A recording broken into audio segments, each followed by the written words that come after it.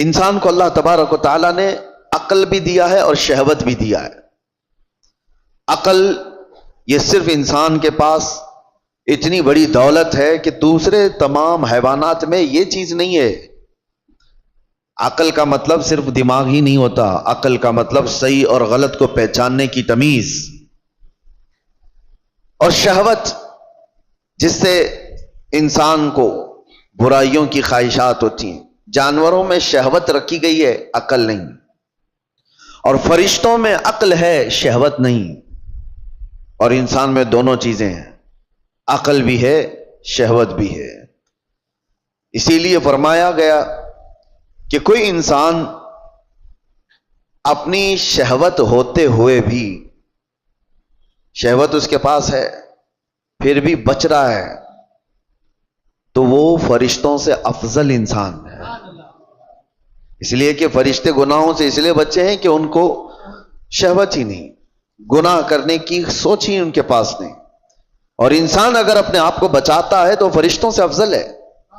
لیکن ساتھ میں یہ بھی بتایا گیا کہ عقل ہونے کے باوجود انسان برائیوں سے نہیں بچتا تو پھر وہ غلیظ جانوروں سے بھی زیادہ بدتر ہے۔ جانور اس لیے نہیں بچ پاتا کہ اسے صحیح اور غلط کی تمیز نہیں ہے۔ جانور بڑے تھوڑے سے ہو جائیں تو ان میں ماں باپ کا رشتہ نہیں ہوتا، بھائی بہن کا رشتہ نہیں ہوتا۔